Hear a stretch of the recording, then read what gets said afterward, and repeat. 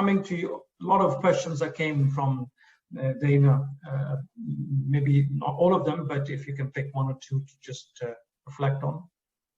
Sure. So one thing that's very interesting that Dana mentioned is the consequences of actions in a virtual world that affect other people, let's say. So in the real world, that could take two forms. It could take the form of criminal liability, which of course means, the state, the government has taken action against you and could result in your imprisonment, let's say, or fines. And the second action it could take would be civil liability, right? So other individuals, the individual that you have injured or allegedly injured, can compel you to answer to or explain what you've done, and then an independent fact finder decides whether or not which of the two of you is telling the truth and what injury there has been, if any, and what the consequence is. So, if we're talking about a virtual world, let's say there's a theft. Let's say there is a creative work that was being displayed in someone's private space in the virtual world, and this metaverse, and somehow this other party is able to enter that virtual space and to remove that creative work, and perhaps now he is displaying that in his own space. Or perhaps he has actually entirely removed it from the environment and traded it and sold it on a secondary exchange for non-fungible tokens. What happens then? So if we apply the current real world template, we could have criminal liability, we could have civil liability. Criminal liability, of course, ordinarily requires some kind of a governmental authority acting through courts and police. So this is something that I've speculated on in the past. Is it possible that we can wind up, because of course there are a variety of metaverses that are being developed, and I'm sure perhaps at some point in the future there's going to be a sort of connection of these various metaverses of some way, some tunnel perhaps that will connect, let's say it's the Facebook universe, with the Google metaverse. Although my guess is that it's probably not going to be these big incumbents that are successful in this space in the long term. But in any event, are we going to have in the Facebook metaverse? Are we going to have a sort of Facebook criminal code? In the Google metaverse, are we going to have a Google criminal code? Is it going to be maybe similar to states in the United States, each of which has its own comprehensive criminal statutes? And if so, who is the governing authority, and who is making the decisions, and who's the judge, right? And then at the same time, let's say that Facebook judge decides not to take any action, and you're the victim. What's your recourse? Do you have some sort of ability to bring a lawsuit in that metaverse against the individual who has caused harm to you? And if so, what's the venue? Who's the fact finder? Who's the judge?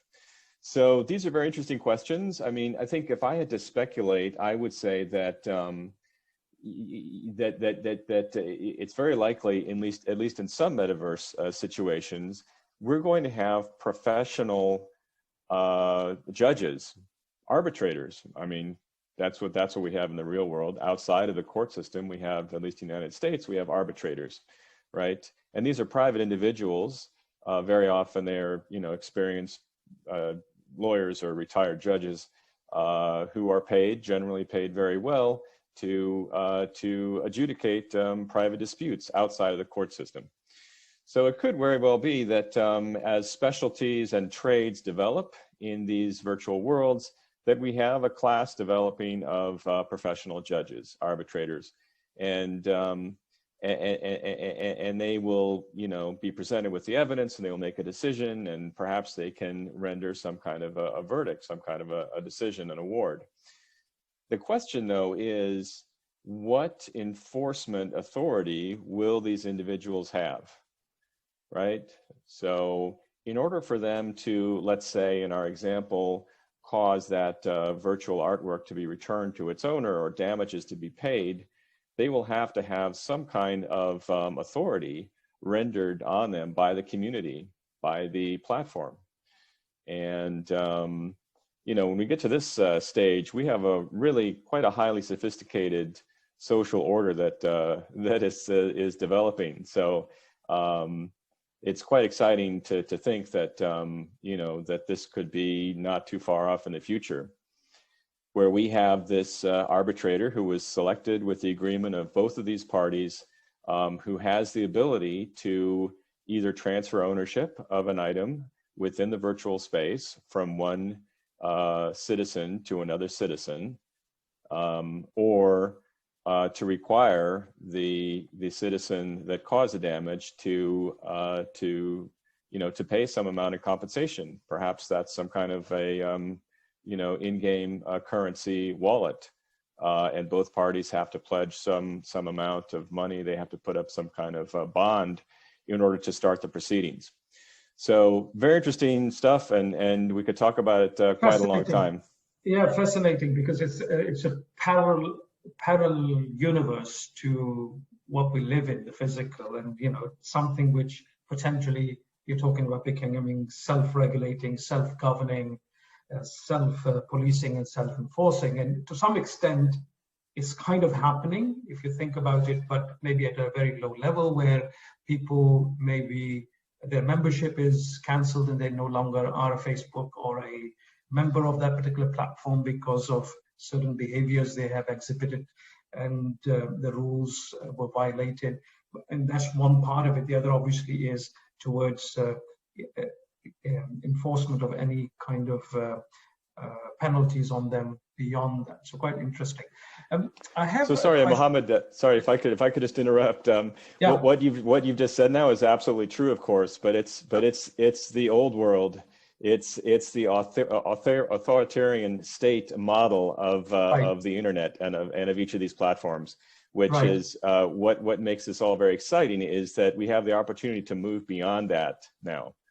Right. To have true ownership and to have true freedom, and with that comes potentially true consequences. Absolutely, and one which is cross borders, not defined by any particular country borders, which is a fascinating part of this and how we achieve that. We have a question. Please go ahead. It's okay. I just wanted to jump in on that specific note, because this is actually a conversation I was having with some individuals that I know who, it was an international kind of group of people. And we were talking about whose culture defines it in the end. Who's the person that sets the rules?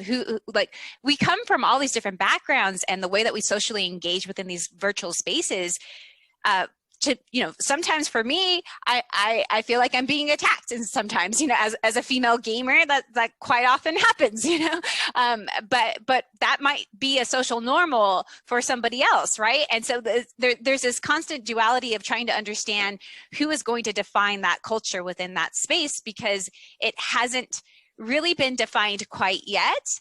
The laws, like, we have a cancel culture that we kind of use as a method to, like, force somebody out, right? But that's not really sustainable. It's not a sustainable model, and we're not necessarily emulating or teaching the type of behavior that we want to cultivate within those spaces. Mm-hmm. And so I think that that's, like, really important, especially like as a creator, to be engaged in these conversations and to talk to people like David about how do we design and create a space that can help facilitate the type of behavior and culture that we want to encourage, that we want to see flourish within the, and usually it's, we want to create safe spaces for people to be able to have engagement in and feel like they want to continuously come back, right? So it's a big question, and I think it's going to take everyone with all of their different expertise to come together to figure out how to do it in a cohesive way, and not so much I'm going to design the thing and then you deal with the consequences and you figure out how to fix my problems after, right? That's not the way that we're going to solve this issue. It's going to be a collective, a lot of different diverse backgrounds coming together to figure out how to do it in a unified unit with a singular voice and vision as well. Yeah, I think the key there, which I took away, is a new cultural norm has to emerge, you know, which is cross borders. It's not about how we are in a particular country, or place in the world. It's about in that metaverse or the virtual space, how do we behave, and what's the right norms from a cultural perspective that break through country borders, basically, to have a unified model.